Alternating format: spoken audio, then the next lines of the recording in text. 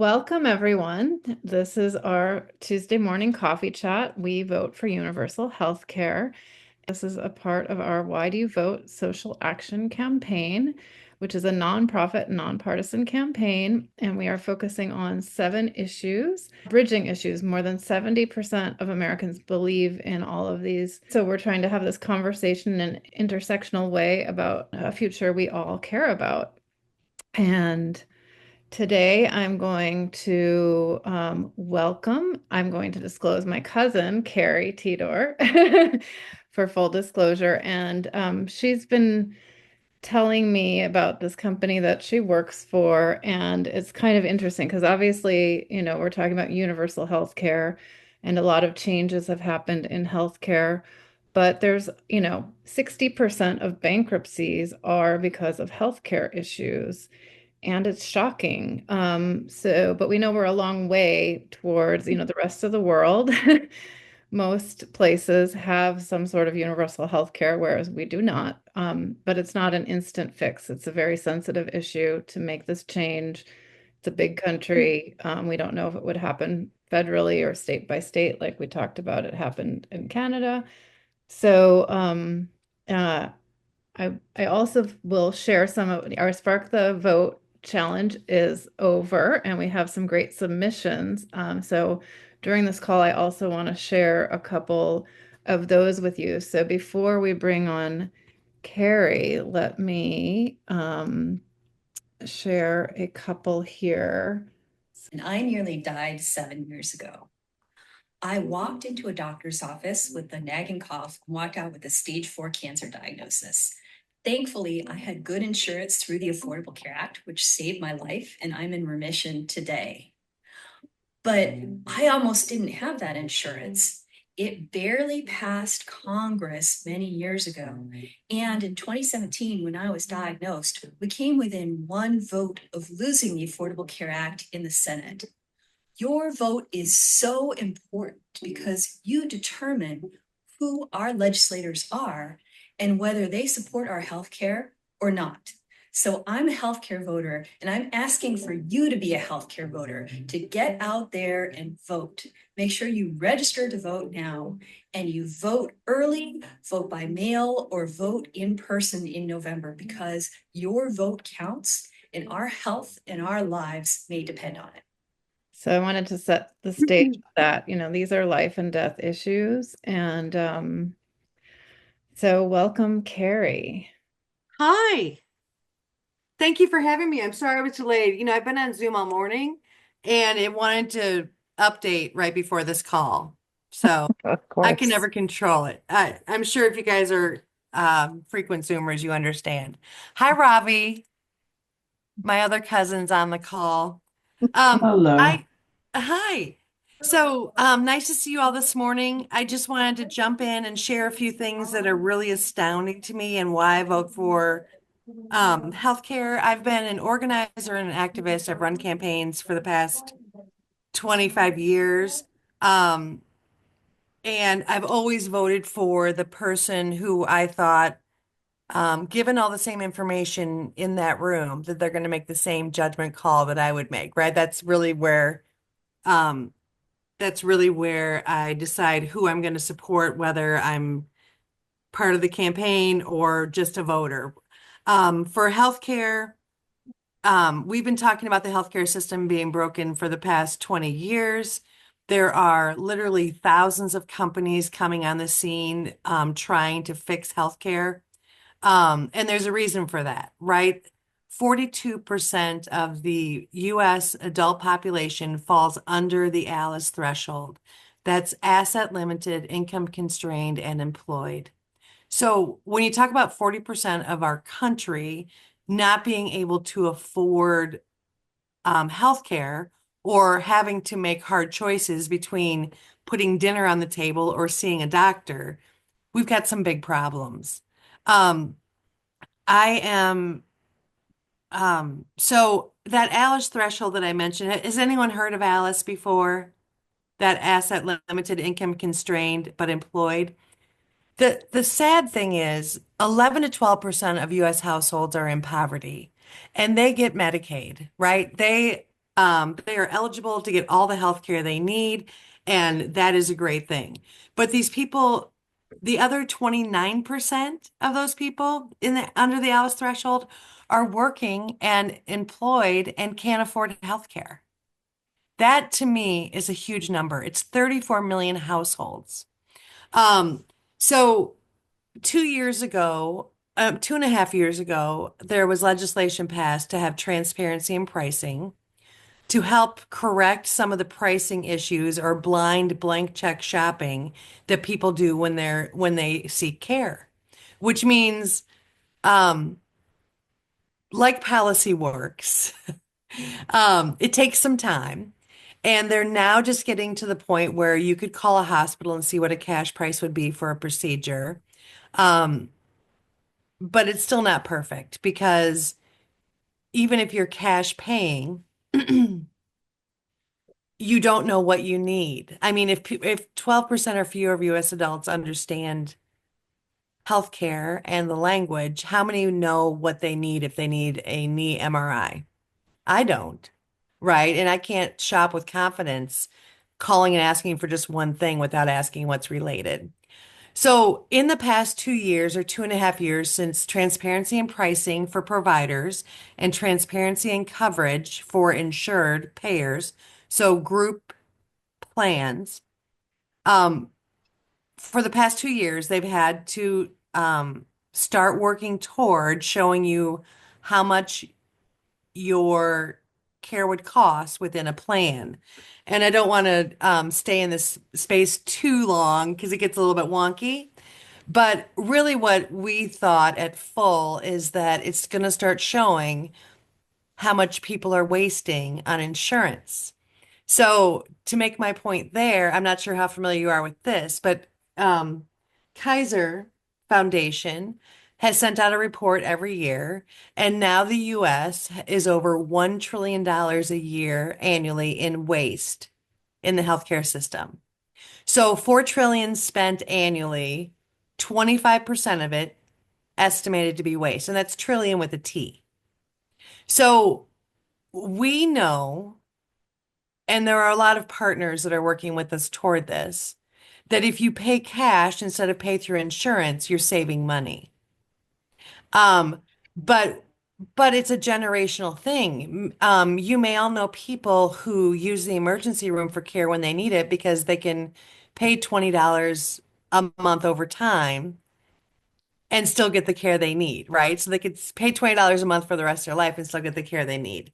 There are other problems related to care that are overly complex that don't need to be. So, as we look for a foothold to help consumers actually have the ability to make their best personal choices for care and have it be affordable, right? We have to we have to think things through clearly. And I think the biggest thing is um, getting rid of $1 trillion in waste doesn't happen without education, without people being empowered to understand how to make their best personal choices for care. And I also just wanted to bring up and mention that, that educational component, even when you go to, I mean, I'm seeing the future when, not literally, but when you look at universal care and that big change. So we're looking at a very small change and letting people shop for care with discount cash pricing. But it is such an uphill battle without the education because things change a lot, right? So we're using technology, data, and innovation to make things intuitive and easy. And when we get to universal health care, we're going to have the same tools, right, to help people shop and make their best personal choices. But it's a long game, right? So I think I'm going to take a pause there and answer any questions you might have or talk more deeply about subjects. I mean, I just went through a bunch of things that might be of interest to you. Thanks, Carrie. It's crazy the amount of waste. I started caring about this issue because I had worked on two films about the pharmaceutical industry. And it's interesting to see, that we're finally getting some competitive drug prices. Like you see people making choices between food and medicine, like life-saving medicine. And it's amazing how, directly this impacts so many people.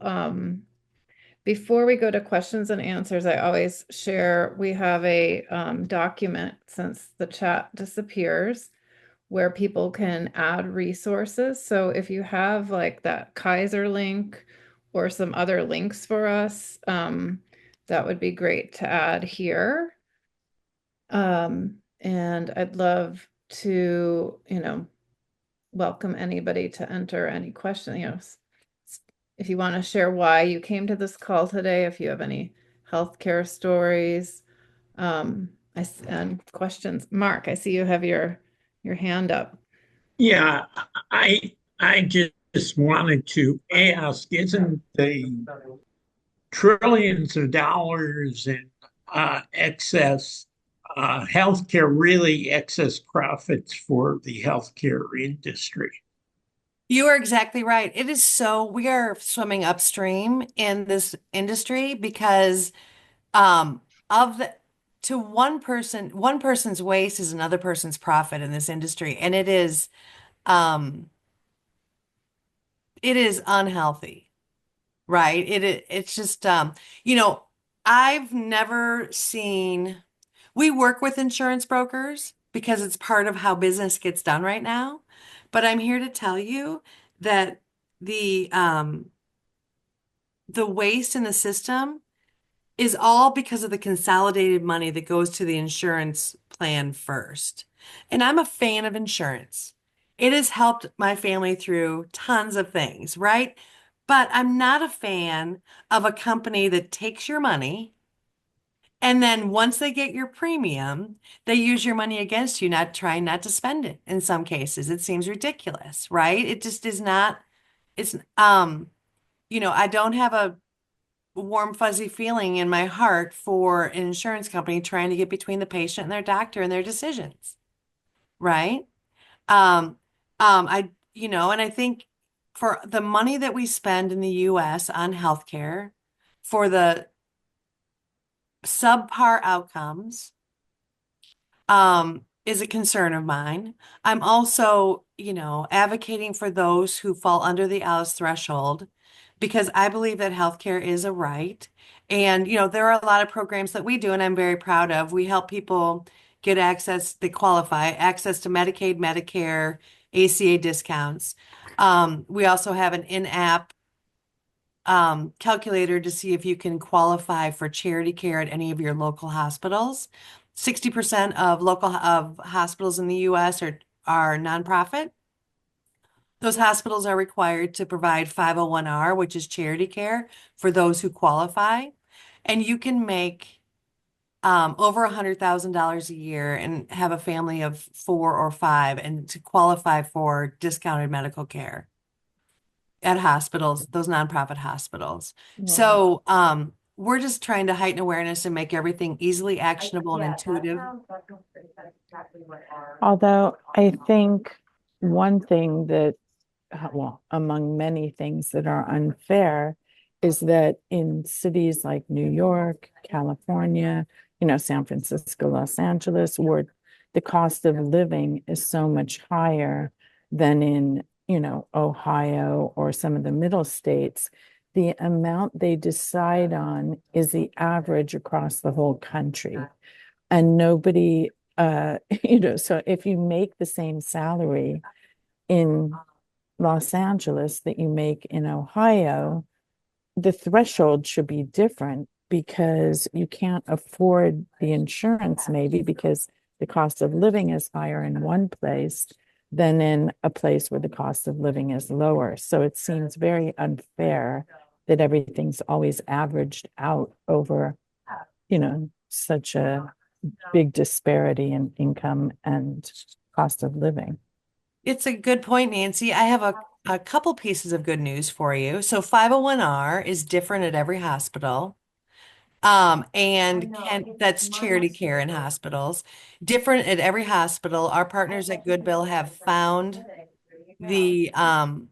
have found out all the information to see if people qualify without going through all the red tape.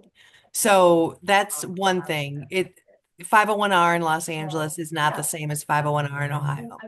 The other thing is Medicaid expansion. So Medicaid expansion is in 40 of the 50 states right now, which means they have loosened the guidelines to allow people on, and those thresholds are state by state. So again, um, if Medicaid expansion is an option in California for you, you're not going to be held at the same to the same metrics as someone in Ohio or Iowa. So that's the good news. You're right. The ACA discounts, I think, do stay the same across, but 501R and Medicaid expansion are by state. And when did that change or how, It changed. It's been at least 4 years for Medicaid expansion. 501R has forever been at the independent discretion of each hospital. So that's nothing new. But it's also great questions, right? Because they make it so complex and hard to understand that that's the first barrier to entry, is you have to be persistent, right? And advocate for yourself or find someone that'll help you advocate. I wish we had a copy of full health cash pay ready to go. I could share with each of you so you could see it and try it and use it, but we're not in the Apple store yet. We're getting close. The other thing when I was doing the film on the pharmaceuticals is we found out that like car companies pay more for health insurance than they do for steel. Mhm. So as we talk about moving towards universal health care, it's like it always is crazy to me that somebody is tied to a job for their health care that like, and then if you're unemployed, like it's already stressful enough. And we saw this. That's why I think the numbers of people supporting universal health care have gone up dramatically after we experienced COVID because they saw, how quickly, and how precarious it can be. And then, I just know so many people who are in this threshold. It's great to hear the names and numbers, and I hope you can share the resources. If you share them in the chat, I can put them over to our spreadsheet. But I have the spreadsheet open. I'm going to link all the resources with the top line information. great. that's I'll do an great. Yeah. organized attack at lunchtime today. Thank you. Yeah, in the mid 90s, I worked on a film that was on network television called Hidden in America. And it was through a hunger organization. Bo with Jeff Bridges produced it, and Bo Bridges played a father with two kids with his wife getting cancer. And he lost his job while she was in treatment. And so he lost his medical insurance. And that caused, he had to pay the hospital bills. The wife died. He had two kids to support, couldn't feed them. And it was really just, like a drama, but to tell a story. And that was before the Affordable Care Act, like right before that. But it showed how that, your medical issues can lead to hunger and can lead to homelessness if that's what you have to pay for, Oh my goodness, Yeah. absolutely. So we have 501R doesn't need to be that complex. If you know of someone that's going to the hospital, even after the fact, they can get help with 501R and ask for that help. Um, I think everyone should ask for the help because I think, like I said, you can earn over six figures and have a family and have those discounts available. The expanded Medicare is in California. I'm assuming that's where all the callers or everyone on the call is from today. So they have extended Medicare, or Medicaid. The only other thing that I haven't talked about that I think is important to this Alice population, they're mostly part-time employees. So they wouldn't have access to work. So part-time employees working one, two, or three jobs, right? So they don't have access to healthcare and they're working three jobs. So our solution to that is to offer all of this help in a cash pay environment with unlimited free virtual care where you talk to a doctor within 60 seconds right away whenever you need them. Right. And SiriusMD is the provider there. And, their mission is the same. They think that the first doctor you see is the key to your success going forward, which is a different way to look at healthcare, right? We just get shoveled. If you have coverage, you get shuffled to your in-network provider, right? And then you just follow where they tell you to go, which is usually to their MRI machine and to their lab and to their, it's very cynical look from the inside out at the industry.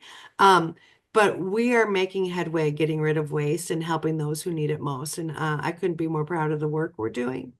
And I think it's a good stepping stone into universal healthcare with the educational component where people can easily, they don't have to read a book. They can just look for relevant information for what they're searching for now and learn everything they need to learn, right? So no one's going to read a book about healthcare. They'd be asleep by the end of chapter 1. Um, I've been listening to the bio Kamala Harris's biography, and she talks about how and things might have changed, but she talks about how pharmaceutical drugs were like sort of our legislation doesn't allow for negotiation of pricing like globally. So we have these astronomical prices for drugs that like everyday people use, and they're just so expensive. And I've heard of, people like just using half the insulin that they need and just for, just like not being able to afford the things that they need to stay alive. Do you have any resources as far as like as far as like the drugs or medicines? And also, can you just talk about maybe that topic in general? Yes. Pharmacy prices, until GoodRx came along, no one knew that Pharmacy A right next to Pharmacy B was charging 10 times the price, right? So with transparency in pharmaceutical pricing, prices have started to come down. Obviously, there's been legislation over insulin. Um, that was a big one that impacted, tens of millions of adults and children in the US. We have a cash pay discount pharmacy in our app. So you're able to put in the drug, the dose, and how many you need, and it'll show you the cash discount prices at out pharmacies near you.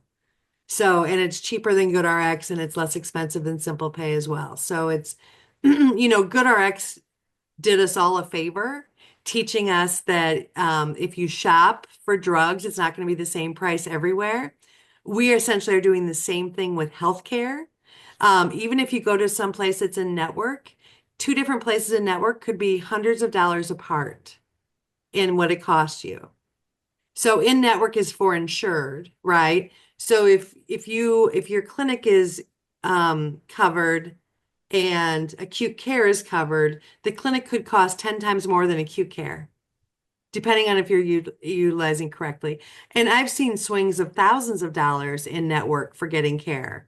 A good example is an MRI you could get for $400 at an imaging center or $4,000 at the hospital, right? People Wow. just don't know it because they don't have line of sight to the information yet. Yeah. Yeah. After making the films on the pharmaceuticals, I always still do ask my doctor, like, how much will this cost? And they never know. And even if they try to get you the information, it's like really complicated.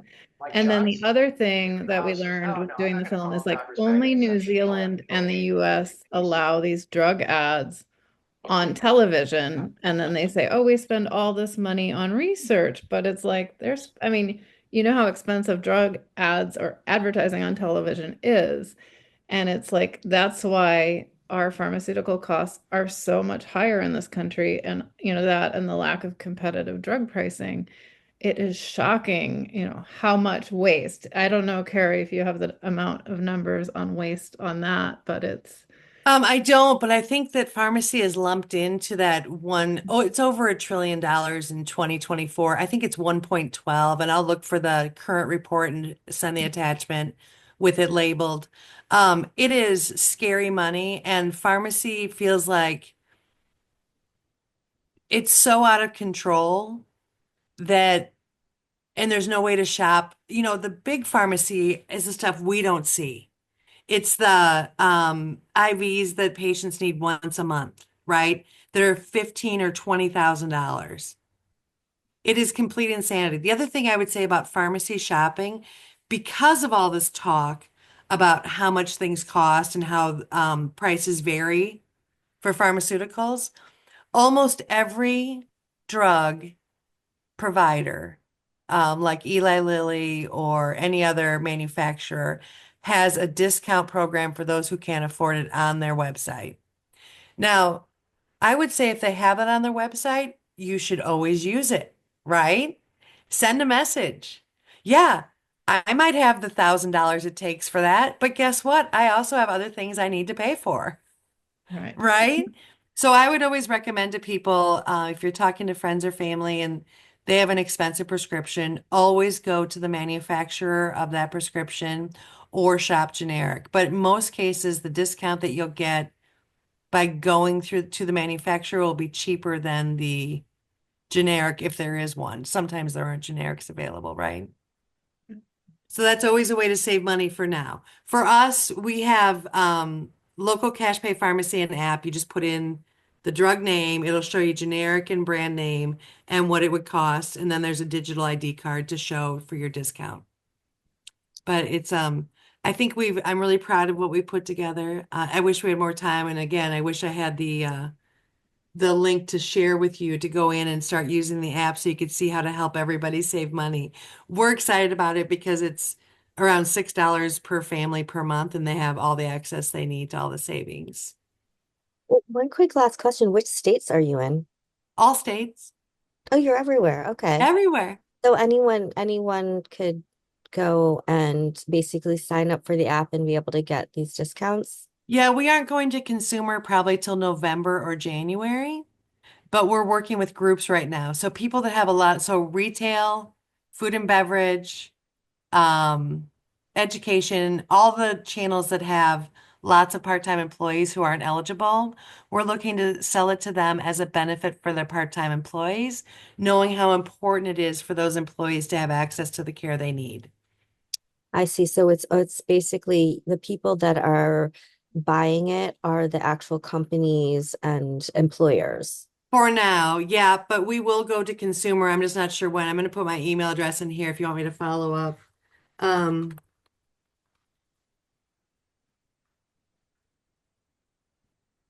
Great. I think I got that right. If you want to keep in touch and you want updates, I'd love to keep in touch with you and let you know what's happening. But um, we are going to groups now because it's open enrollment time. And so we're trying to get those people onto the system.